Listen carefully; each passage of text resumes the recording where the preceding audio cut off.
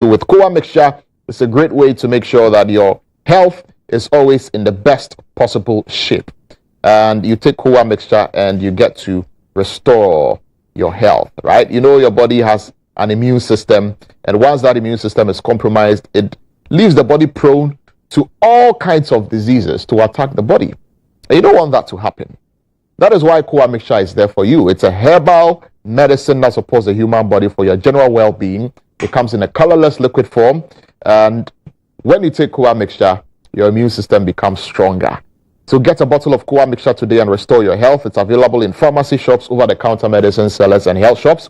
It's produced by the Koa Research and Manufacturing Company Limited, and it's not recommended for pregnant women, lactating mothers, and children who are under the age of 12. And it is approved by the FDA. For bulk purchase, contact any of these numbers depending on where you are. Cape Coast 0244 726611, Accra 0249 778187, and Kumasi 0249 739 116. Koa mixture is for your general well-being, so do take note of that. And we'll get into the week in review today. My guests are already seated here in the studio. Quite a lot of issues to unpack on the show this morning. So Alan Chamanting, we know, has withdrawn from the race. There are rumors that he may become an independent candidate. I don't know how true those rumors are. He has said that he will announce the role that is going to play in Ghana politics in the coming weeks after he has, continued with his consultation. But a lot of issues are arising in the aftermath of Alan Chamanting's withdrawal from the MPP's presidential race. What is going to happen? Is Team Baumia, after they have won the November 4 primaries, going to try and pick Alan as a running mate? Is that going to be the best way forward? Is Alan going to become an independent candidate? What is going to happen in that regard? Let's talk about that on the show today. And also, the OSP returned Cecilia Dape's money that was seized from her house, and her bank accounts that were frozen. It was returned to her. And immediately it was returned to her, the OSP moved in and they seized the money and froze the bank accounts again, exercising his powers, right? He has the powers to do that, but when he does it within 7 days, he has to go to court and make sure that the court sustains those powers that he has already exercised. In the last attempt, the court said he failed to do it within the 7-day period, right? And so, and it was also based on hearsay. There wasn't enough evidence and what have you. So he should return the money and unfreeze the accounts. So he did that. And after doing that, he says there's reasonable grounds to believe that the monies are tainted. So he moved in to freeze the accounts and seize the money again. Very interesting turn of events. So we'll talk about that as well here on the show. And yesterday, we heard the news because the Ghana Police Service, and I've been telling you this morning, it's on a lot of the newspapers, that the Ghana Police Service, placed COP Alex Mensah with Superintendents JB and Asare. All of them were placed on interdiction, right? They were placed on interdiction. So you look at the Daily Graphic this morning, for example, it says interdiction of 3 police officers premature. A security expert has been speaking about that. On the Ghanaian Times, it says fallout of leak tape. Police interdict 3 top officers, and they've been asked to hand over their badge, their weapon, their accoutrement, and vehicles. So this is what is being reported. But the update is that the interdiction has been rescinded by the Ghana Police Service. In fact, it has been put on hold. That's what the Ghana Police Service has done. So I'm wondering, what is happening? You, in one breath, interdict the officers. Just yesterday, you sent a letter to Alex Mensah and co. And then this morning, you said that the interdiction has been put on hold. In order not to prejudice the ongoing probe, the police administration has suspended their interdiction. So, didn't the police know that there's an ongoing probe and went on to do the interdiction? I don't understand. Wilberforce Asare is here in the studio. He is political editor, Asase Radio. Osofo, it is well. It is well. It is well. It is well.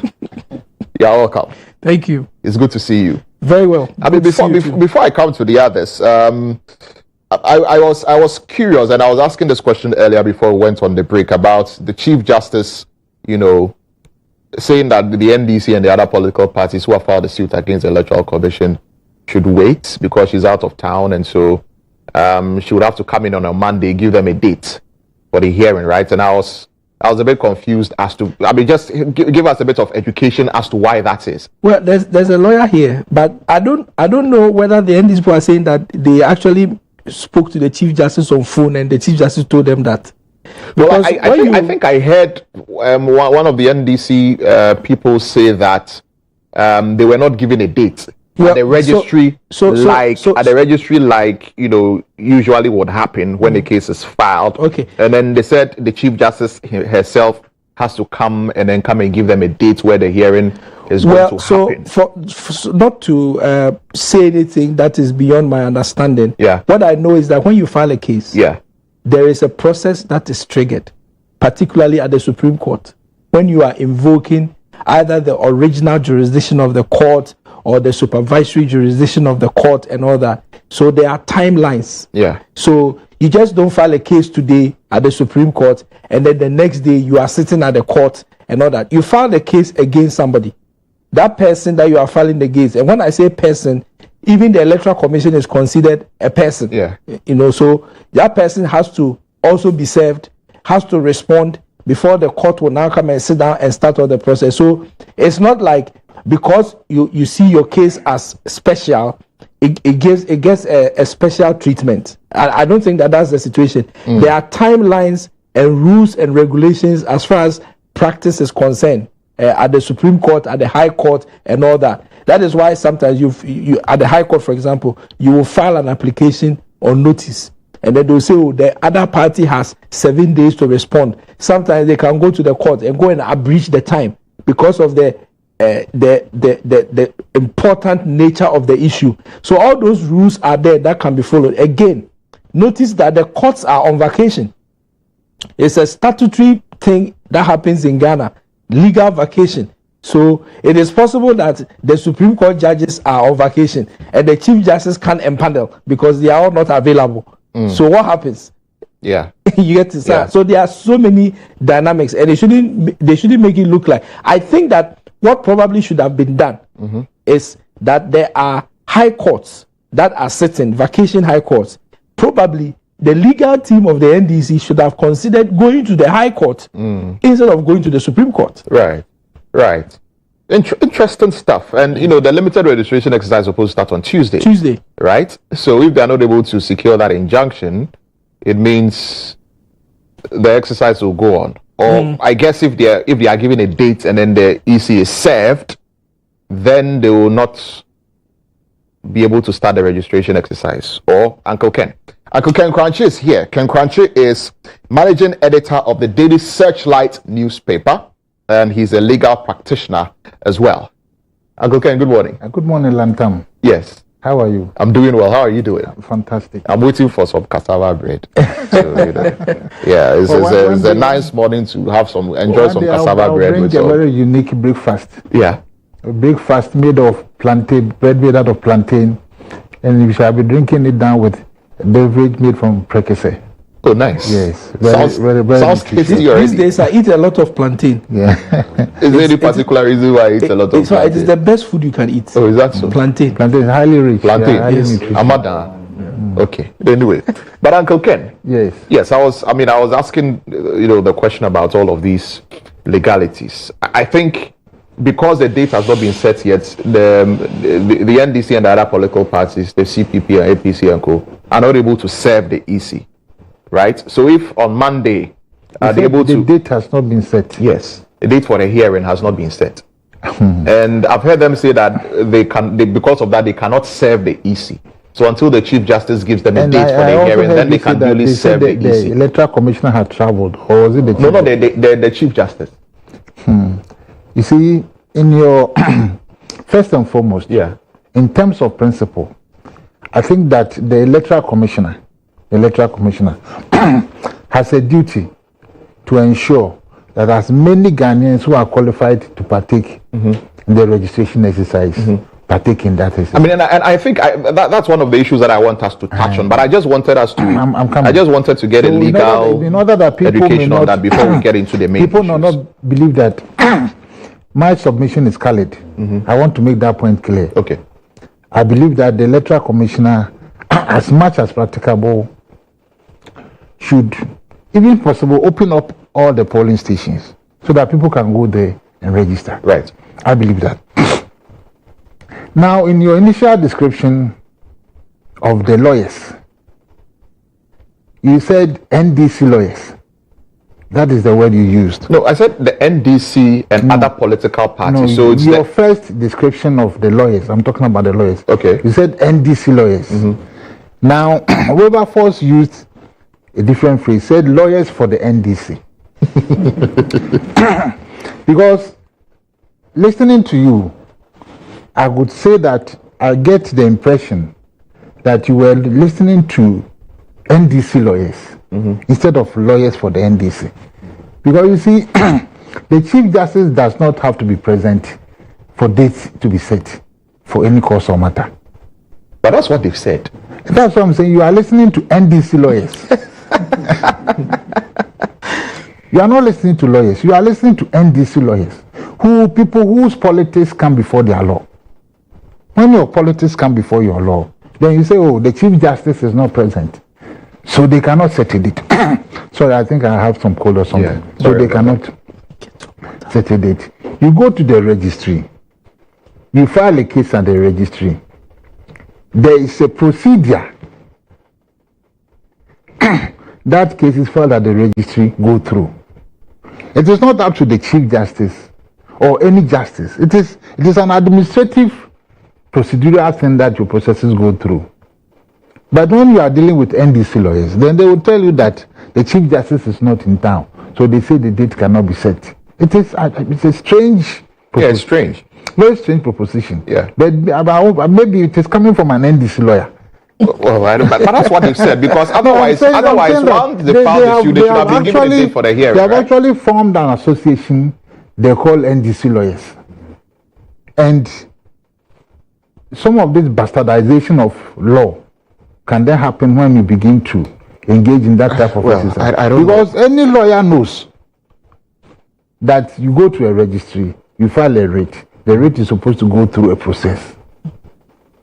You file a case, it's supposed to go through a process. First and foremost, effort to be made to serve the other side. Yeah. You can come back. No, but to get a date for the hearing, right? So that the party that you filed the suit against can be served. Sometimes you serve, the other party enters appearance, they file their case, statement of claim or statement of case, defense or statement of a case. And then there are replies. And then the registry sets a date. Okay. That is the principle. So can the NDC serve the EC now? The NDC can serve the EC. The EC is an institution. Because I was under the impression that until they're able to get a date for the hearing, they are not able to serve. It is not the NDC that serves the Electoral Commission. Right. The NDC files a case at the registry. Then the registry serves the writ through bailiffs. And then the Electoral Commission will come and enter an appearance. You understand the point I'm making? So there are procedures that you go through. Fine, there may be need for urgency. Ideally, with this type of matter, unless it was a constitutional issue, I would say go to the High Court. In fact, I'm reliably informed that some other lawyers are heading to the High Court. Go to the High Court. With the same. Yes, because see, if you are invoking the original jurisdiction of the Supreme Court, you are asking for constitutional interpretation. That's what you are saying. So it just doesn't happen. No. In this case, they are saying that Article 42 and 45, I believe 1A or so, have issues and that they want interpretation. In fact, there's a previous case that these same provisions were sent to the Supreme Court seeking interpretation, and the Supreme Court actually gave a ruling on it. I've forgotten the title of the case. So they say Article 42. Yes. Regulation 2 so Article 42, 1 and 2. Yes, Article 42. CI 91. No, but Article 42 is the 1992 Constitution. So they actually say what that. Is quoted this? I don't think it's correct. They are saying Article 42, Article 45A and E of the 1992 Constitution.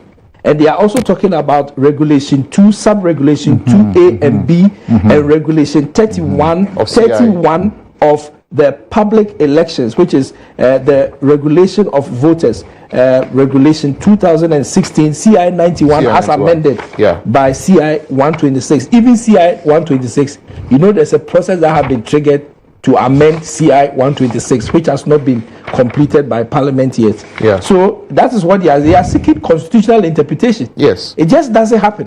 You see, it's a long and winding process. You know that my rate against John Mahama, they were only recently served. The bailiffs were not getting access to those people. So I actually had to drive the bailiffs around. So they were only recently served. And I believe it might be for the reason for the sudden attacks on the judiciary. You see, it is a procedure. Okay. You don't take a constitutional case to the Supreme Court, the registry of the Supreme Court, and expect it to be done this week. No. Okay. Well, I think because of the the nature of the fact that the registration exercise is on Tuesday and time is of the essence, and they are seeking to place an interlocutory injunction. You are referring to regulations. Yes. Go to the High Court. High Court. Well. Yes. Anyway, Ibrahim Al Hassan is here as well. He is our resident member of Parliament, a parliamentary correspondent, yes, and producer of this show as well. IB. Yes, Lantam. So basically, relative to court processes, the registrar is in charge. So you go, you file your case, you make the necessary payment, and once your case is admitted, the service will be done. You just heard Uncle Ken say that he's had to drive the bailiff around himself. It means that if you want your case to be fast-tracked, there's a way you can actually assist in service to the defendants. Right. Now, let's also not lose sight of the fact that we are on legal break. The judiciary is on legal break. Yeah. As a result of that,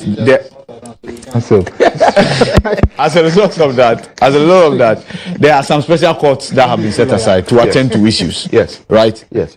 Good. Some cases are even held online. The cases are held online. You don't have to be physically present in the court. In fact, most of the vacation courts sitting down are doing online. The OSP case, the Cecilia Dapa case, the ruling was given online over Microsoft Teams, and I joined the process. Exactly. So I was part of it. Exactly. So it's good to know that these 5 political parties are exploring other options, i.e., going to the High Court. Right? If you go to the Supreme Court, you're looking for interpretation. So as long as my memory can serve me right, I can tell you that I'm yet to see any case go to the Supreme Court which has been dealt with within 6 months. Wilberforce reports from the court. He can remind me. Even the Martin Amidu case, which had to do with his eligibility to be appointed as a special prosecutor, it didn't take 6 months. Domelevo took 3 years. So for anybody to think that you go to the Supreme Court for interpretation of some clauses, articles of the Constitution, plus exercise that will take place on Tuesday, unless you're looking for an injunction, even that, it takes a while. But I think the High Court can grant that injunction. Can they not? Yes. So why didn't they go to the High Court? Yes. So that's why I'm saying that now that we are told that they are heading to the High Court, maybe they might get what they need there. But I think the substance of the issue was what Uncle Ken talked about. See. Yeah, and let's get into it very briefly. Let it not be interpreted by anybody out there that the EC doesn't want the full complement of qualified voters to register. Let not the EC give anybody that impression. You spoke to the NCC boss yesterday, who sat right here, and told you that the EC must do everything possible to ensure that everybody in Uncle Ken's constituency, in my constituency, everywhere, you are able to register. Why must that be difficult? That's it. It's basic. I've been following this type of discussion, engaging in them myself for 30 years. It is enough. Let us grow. But we also have to acknowledge the fact that the Electoral Commission's process is a limited registration exercise. So open up. You see, limited. It must not be limited for the person who should have access. It's limited by virtue of the fact that it's not everybody. Yes. So or it's not a full re-registration. It's not a full re-registration. It's for those who have now become eligible. Yes. So you are not talking about huge numbers. Exactly. So at the Wilberforce. yes. Make the facility possible for every Ghanaian, even if you have to travel to get the person. Yes, I agree, and that is the essence of democracy. Yeah. The essence of democracy is that everybody who is entitled to is treated equally. So, but we also have to look at it because there are logistics involved, there are employments involved, Find there's money find the involved, money. Find the money. So, how many districts do we have? We have 260 or so districts in our country.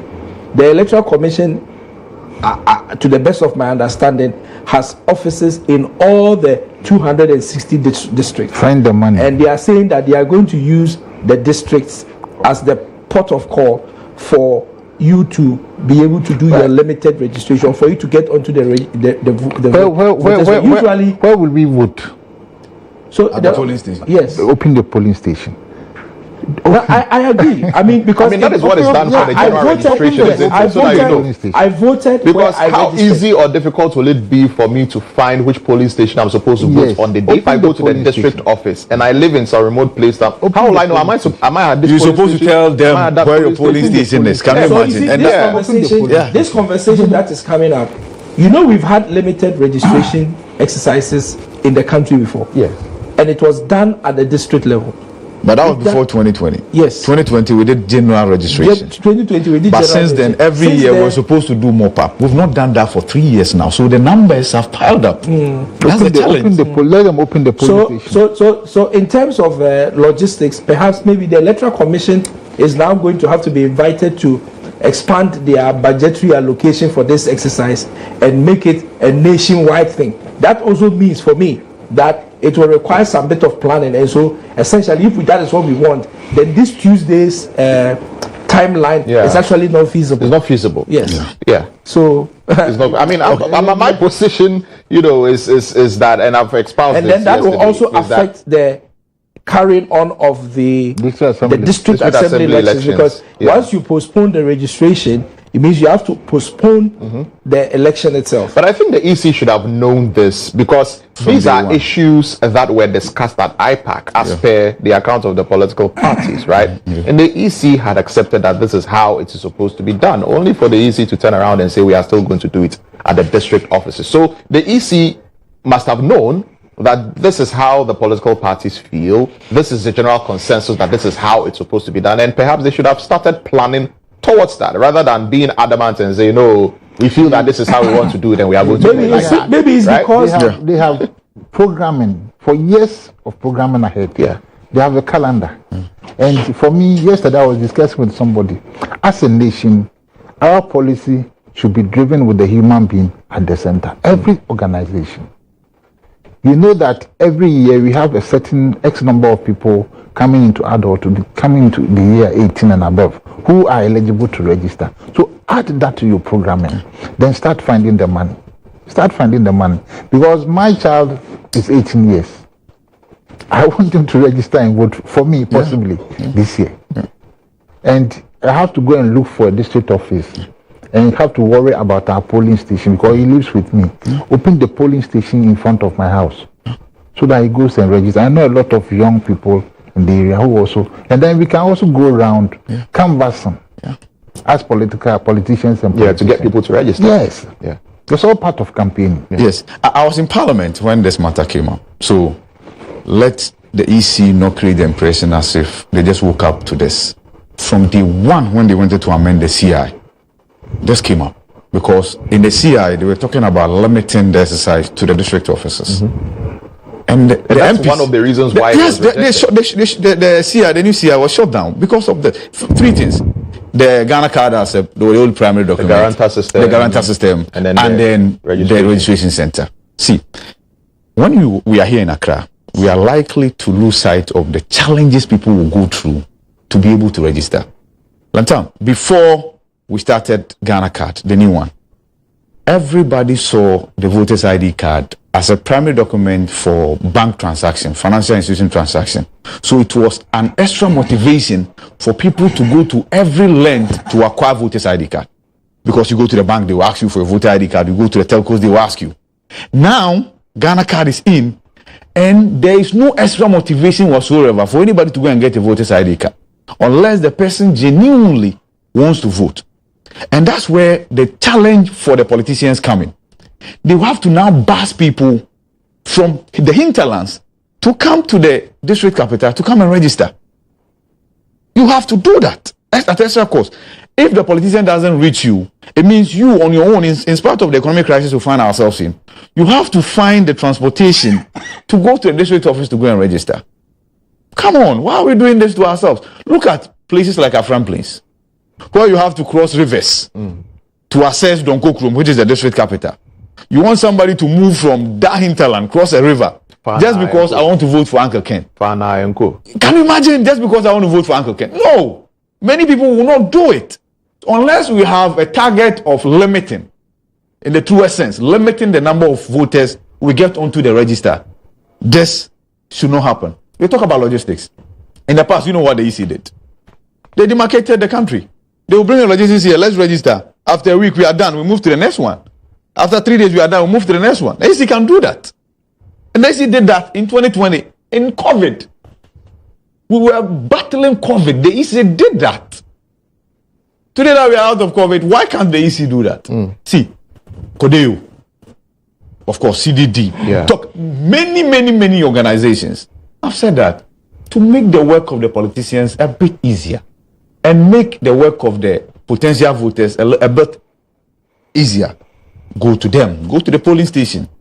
Even that, the NCC will have to go and whip up their interest in getting them to come and exercise their civil rights. That's about, we are talking about over 34,000 centers. Yeah, but we did that in 2020, like I said, in COVID. Yeah, and then we started. But it's not impossible to do. Yes, but I believe that at the heart of it is logistics and cost. In the prevailing circumstances that we find ourselves and all that, I believe that that is what is informing the EC decision. But if the people of Ghana are saying that, of someone to vote should if the people of Ghana are saying yes, if the people of Ghana are saying that, irrespective of the economic challenges that we find ourselves, wherever there is money, let's stop whatever we are doing. Let's invest it in it because voting is important. Maybe that's what we will do. Look, this thing, if you look at it, the reason for this district thing is all about cost.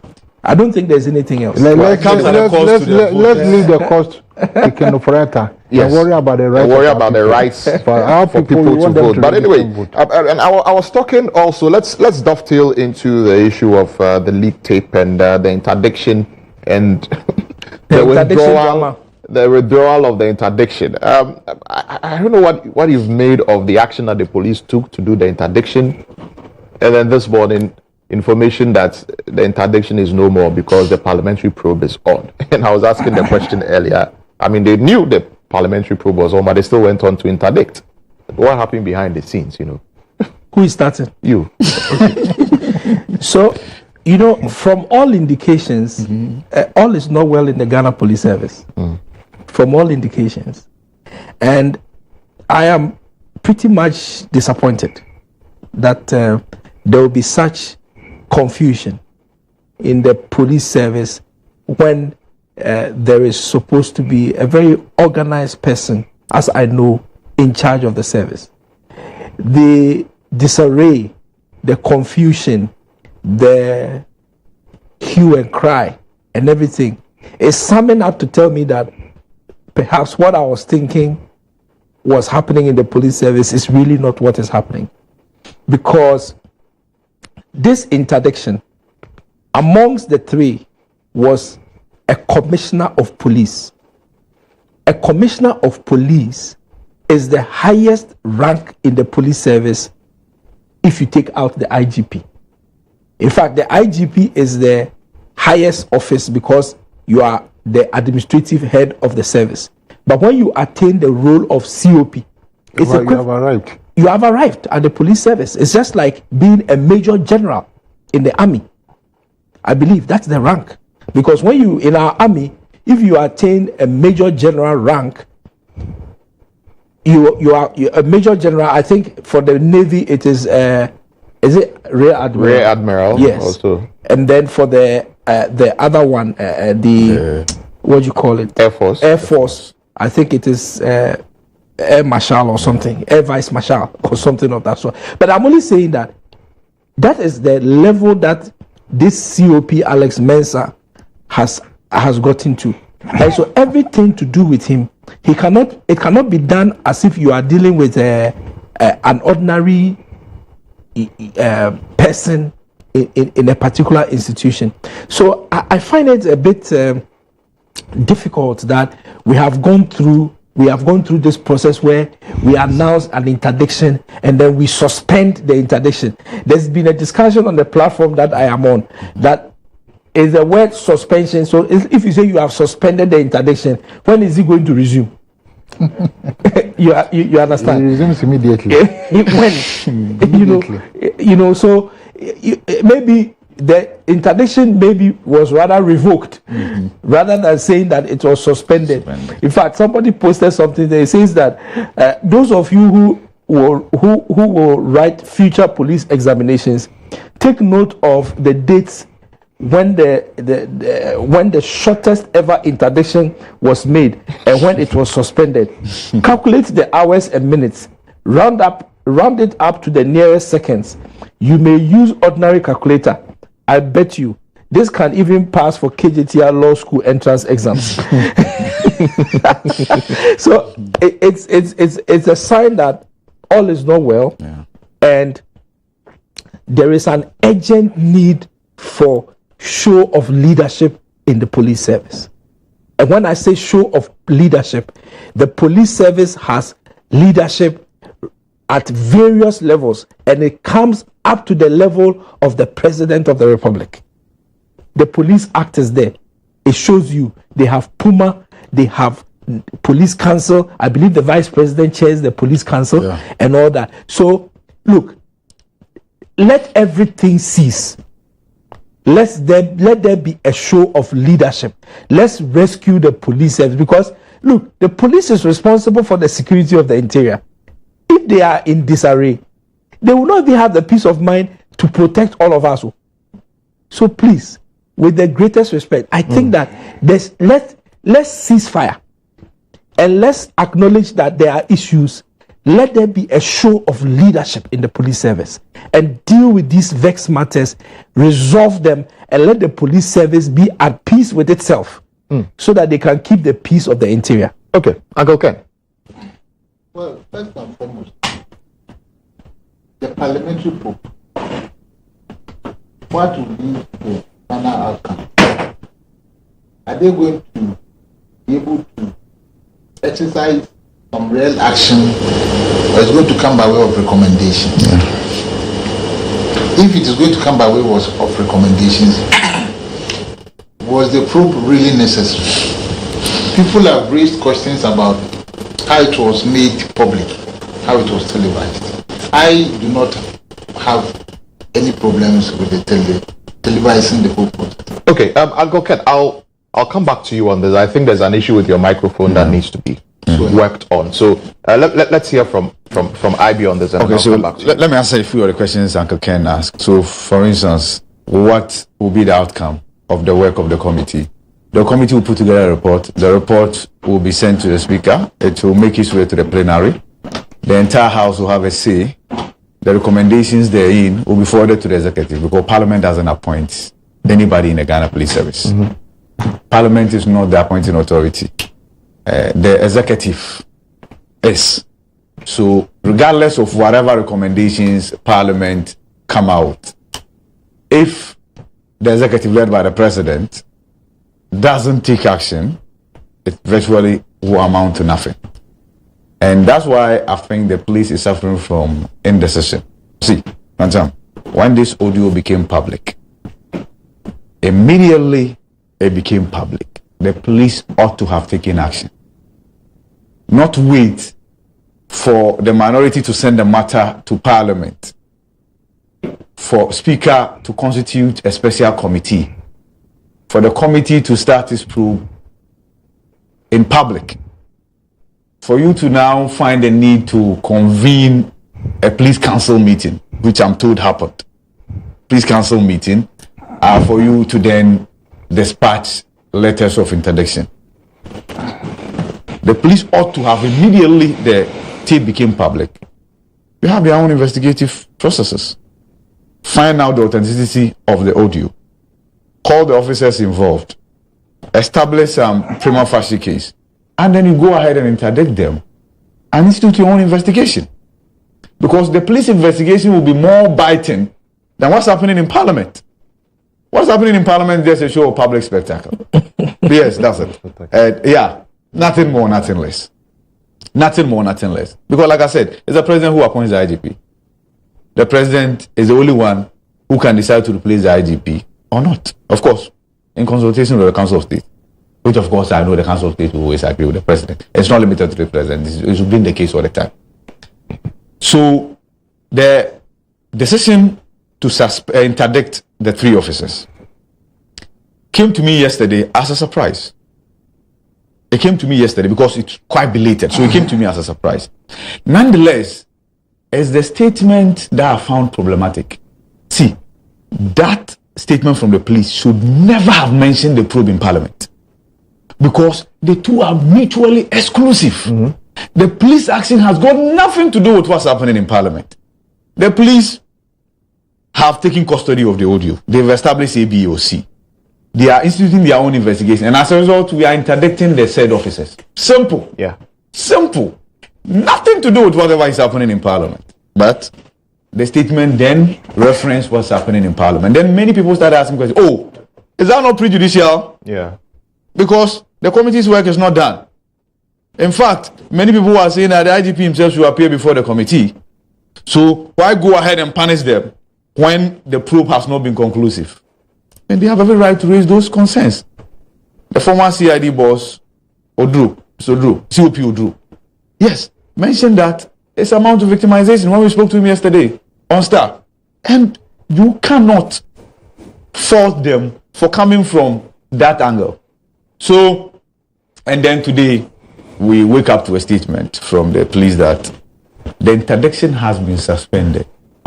And now the police then tell us again that after the parliamentary probe, disciplinary action will be instituted against the said officers. And I'm sure that that's when the suspension of the interdiction will be lifted for the interdiction to kick in.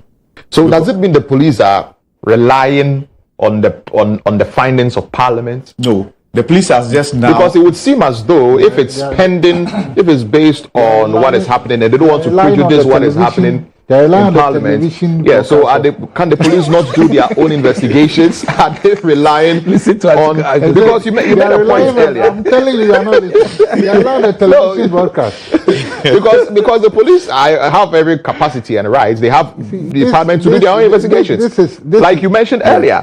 So they should have triggered those processes earlier. But now you issue this statement. But I understand the challenge. The challenge was that you are relying on what Parliament will do and apply that to whatever internal processes that you have to apply as far as before Uncle Ken comes in. It's part of what I said. Yeah.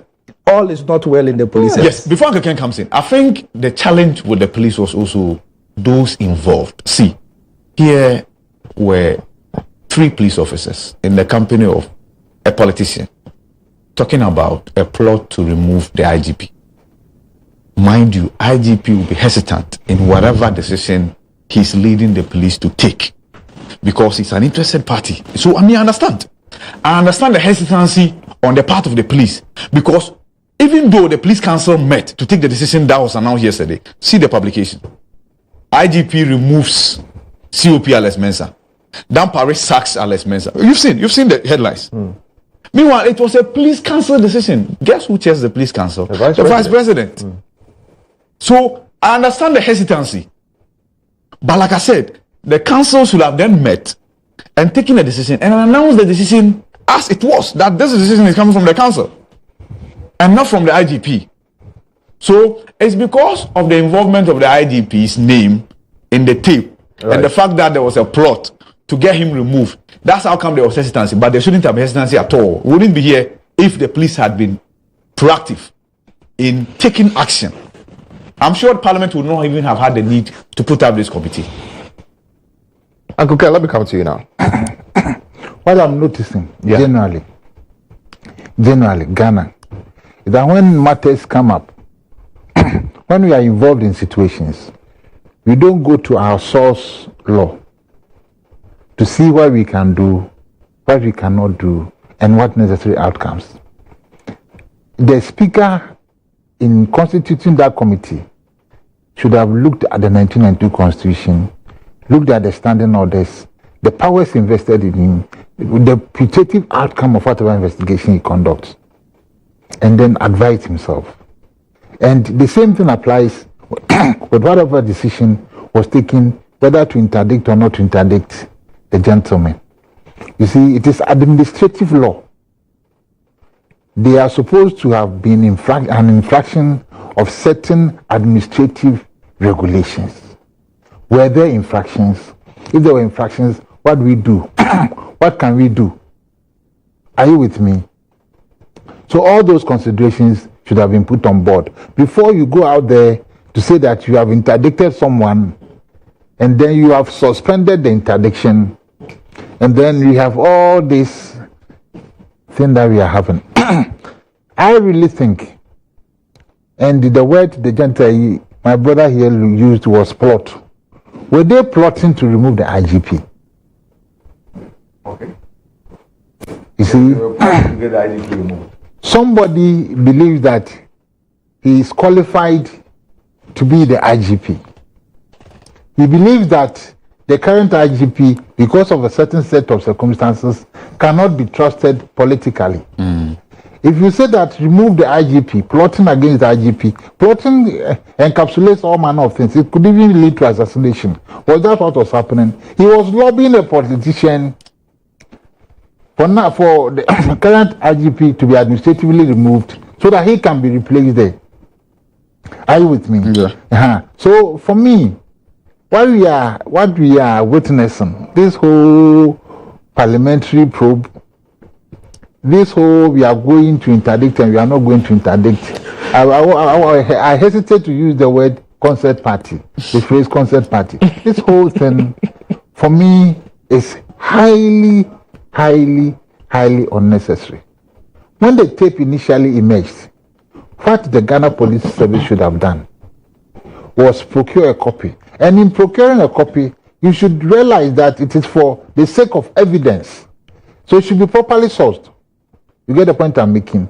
And then decided whether there has been any internal police administrative infractions, and then taking the necessary action. Yeah. And things would have been very simple. Going forward, I think that people who have conversations with people, because you see, I have all manner of conversations with people. I converse about Lantam. Recently, I was speaking to a relative of mine. She had called another relative, and failed to catch the call, and was listening into the conversation between that relative and a third relative. And they happened to be talking about her. And she then heard everything. It was not complimentary. So she called me and complained bitterly. Have you seen your brother and your sister talking about me? I said, Madam, you should have cut the call. Because if they knew you were there, they wouldn't have said those things. Yeah. That conversation is between Bukri Nabu and the 3 police officers. If they knew the IGP was listening, Yeah, but then again, why should she have cut the call? Because she's also interested to know what they are plotting against her, right? When I sitting on this television, you know, because they say that it is no, Uncle Ken, let me ask you this. They say it is. I heard the police officers, and COP Mensah is a lawyer himself, you know, saying these are private conversations and it should not happen. It should not be in the public domain and all of that. But then again, now that it is in the public domain, and the things that were being said in that private conversation potentially border on criminality, do we then still put it under the shield of private conversation? Because, I mean, COP Agojo, is that they border on what? If potentially border on criminality. That's what I'm saying. If the private conversation, what they are talking about in the private conversation, potentially border on criminality. They engaging in criminal conversation, or it is potentially criminal. Potentially criminal if they were plotting a crime. It's still a private conversation. And if it comes to light that a crime was being plotted, do we still put it under the umbrella of private conversation? That's the question I'm asking. Discussing the removal of the IGP from not a office crime. cannot be a crime. No, not necessarily. It's about the reasons. It's about the reasons. The reasons why they want to plot to remove the IGP. Talk about saying that I am an MP. Are there any infractions there? No. You know, I've been MPP. You know, and I felt that I should have been the IGP. You know, he will not allow us to win. And you are the host. Let me ask you a question. No, you see. Do you know if the current IGP, yes, IGP George Ekufu-Dampare, yes, before he became IGP, do we know whether or not he lobbied any politician? Well, I don't know. But let's assume that he did lobby any politician to be able to get the appointment. It wasn't recorded. If it was recorded and it came up today, would it be a reason why we should remove IGP Dampare from office? Well, because I don't know. I don't know. But my issue, I don't know. You may have a point there, but my point here, this one has come to light, and the issues, the reason, and there's a particular reason why it is being probed. You understand? Because if that was the case, then there would have been no need for there to be a parliamentary probe. What is Parliament? Parliament saw reason. They were not. Parliament saw reason. What are your friends probing? No, hold on. Let me finish. Parliament saw reason to institute a probe because of a plot one to remove the IGP, possible administrative instructions or a breach of the code of conduct of the Ghana Police Service, and a potential plot to rig the 2020 elections using the police if someone is appointed as IGP. These are the reasons why. Is it the reference that the speaker gave to the committee? Among other things. So if there is a plot to rig the elections, that borders on criminality. So do we still put it under the umbrella of it is a private conversation and so it should not come to the fore? That's the question I wanted to put to you, Uncle Ken. My point, very simply, is that when people are having private conversations, all manner of things can be said. All manner of things can be said. And you should be careful about the use of the word plot, because it has serious connotations. He is lobbying to be appointed the IGP. There is a current occupant of the office of the IGP. He does not believe that he can be politically counted on. He believes that he can be politically counted on. He believes that in 2024, if you have police who come in at certain circumstances, it might not augur well for the MPP. For the MPP. Yes. That is what he believes. Yes. And he's telling an official or somebody who was an official of the MPP. It's a private conversation. And is that not the problematic bit of I'm saying that you cannot term that as a plot to remove the IGP. How is it not a plot to remove the IGP? It's not a plot to remove the IGP. It's a conversation between two gentlemen who should have known better. Because you see, if I'm going to lobby for the position of the IGP, I'll go on my competence. I would not go because I'm a friend of the president. I think I would deliver better police service, human-centered. And if that had been the case, then perhaps there would have been no need for this. I think that what really was happening was a couple of people who were not exercising good judgment and good sense. Because you see, that talk of plot, the talk of criminality. Anybody who has studied criminal law a little will tell you that it will not get its way past any court door. You cannot sustain any charge with it. What really I can identify is that there has been administrative infractions.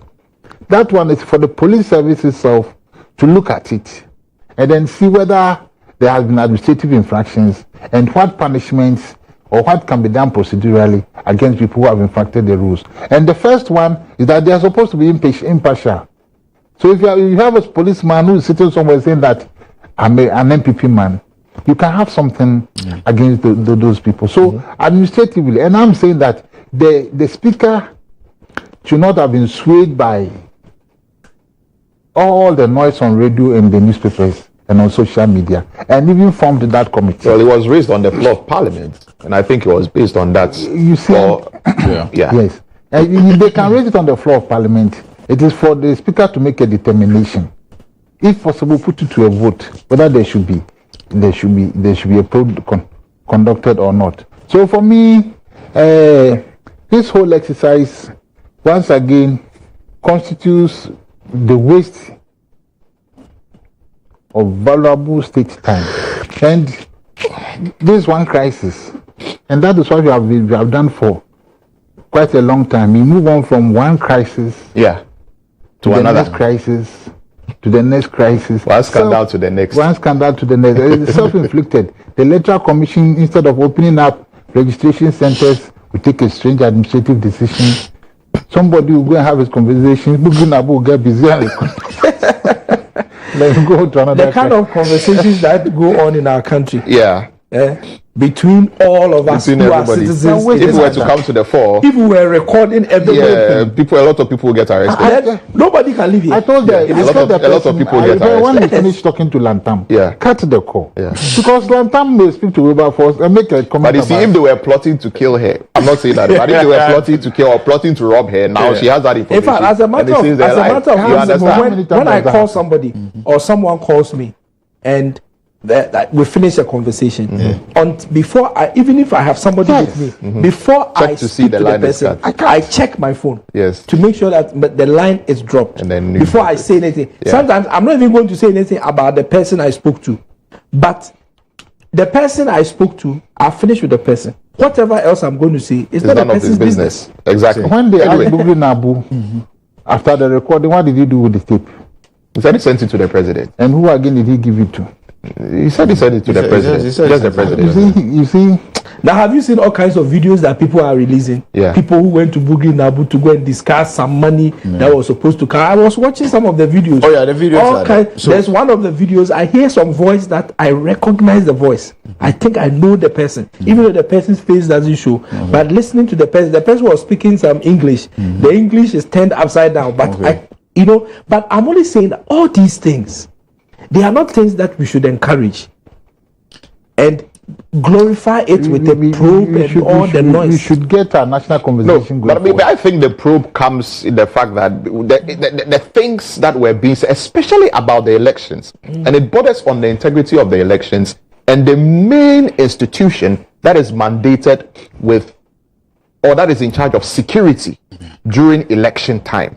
And if that body can be manipulated in one way or another to influence the outcome of an election, then it's serious. For me, that is where we need to look at. The issue about the election, for lobbying to the IGP and what have you and what have you. The issue about the election in this video, this secret recording you're talking about, is the COP head saying that in elections there's mafia work. Yes, that is it. And if he becomes IGP, this current IGP will not help them as a political party, and which he is a member of, to win the election. What does that mean? So does it mean that mafia it means if he were an IGP and he's sympathizing towards the MPP, he will employ the services of the police we have had in one way or another to influence the outcome of the election. Since 92. No, what about since 92? There's been about 8 elections. Yes. Have there been mafia work in the 8 elections?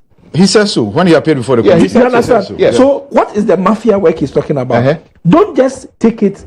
Not just the mafia work. So the fact that he feels that if he becomes the IGP, he can use his position as the IGP to help the MPP retain the election. What does that mean? The man that is where we need to probe. That is for me what is material in all of this. To complain to. The man that you are going to complain to said that because he found something wrong with what he was saying, he recorded him and took it to an authority. Yes. Nobody was going to appoint that man as IGP. Nobody was going to do that. For him to go and do his mafia work. Dan Pare had gone to, where was the constituency? Charles Opoku's constituency. Asin North. They had gone to Asin North, done a very professional job, had been highly commended by the president. And the president's political party had lost. And then we are here. I mean, in Kumautu, then the MPP also did. He was commended, and then the MPP also won the election there. You know, so anyway. This man is doing a very professional, impartial job. We all like what he's doing. Somebody is sitting somewhere having his palm and talking about man. Anyway, I would have to wrap up on this. Let's move to the next. Briefly, I think a question was asked as to what the police officers might have done wrong. Yes, I think if you look at CI 76 and then the Police Act talks about officers not being embroiled in political controversies. Yes. Yeah. That is also another issue. And what they did was to be embroiled in political controversies. That's also another issue. Yes. Has an administrative case against them. Exactly. That's what I'm saying. I keep on saying that the Speaker of Parliament should have left the police to do their own thing. Yes. Let me tell you, Anyways, there let's move must on. be a culture of, for going forward at the police service. Perhaps there's going to be a culture of silence there, because police people, as I know, are ordinary Ghanaians. They also talk. They also talk. So if we are now going to start recording ourselves at the police station, then let's keep quiet. It depends on what you talk about. Because depends on what you talk about. the things that people talk about, Next time you are talking to Boogie now. But you know, people are standing trial for high treason. Yeah. Because they talk, they share audios. Yes, audios. So talking can get you into trouble, my Brothers brother. can talk. So you may think you're having a private conversation, but in that private conversation you are having it, and you are saying something. Because if I'm sitting here talking to IB about Wilberforce, we are talking, and I will say Wilberforce cry some way. In fact, the phone that he's holding, I like it. I'm going to steal that phone. Maybe when he comes here the next time and he's going, I'll intentionally, hide the phone so that he'll think that it is missing, and then I'll steal the phone. Yeah. He doesn't know. Nobody knows. Then it goes. Then I do it. He will not know that I'm the one who did it. Yeah. But if an audio comes to light, and our recording comes to light, it can even be used as evidence. In Even fact, though it was a that's- private conversation. Against me. That's why I'm saying that the culture we are building in the country is that everybody is going to start recording everybody. More will come. Next year is an election year. Well, When it comes to well, then I think it is good. So everybody should watch their So mouth. if I'm coming to you, if you are coming to me to have a conversation, you can't have your phone. If I'm coming to you, I won't bring my phone. If you are coming to me, you can't bring There will your be a phone. lot of analysis around. Around. Yeah, but anyway, let's move on. Alan Tremanting withdrew from the presidential race. The NPP say that they regret it, as they don't have a choice. They have to accept it. They postponed the balloting, which was slated for tomorrow. Was it tomorrow? Yeah, it was. No, in fact, it ought to have to take Yesterday.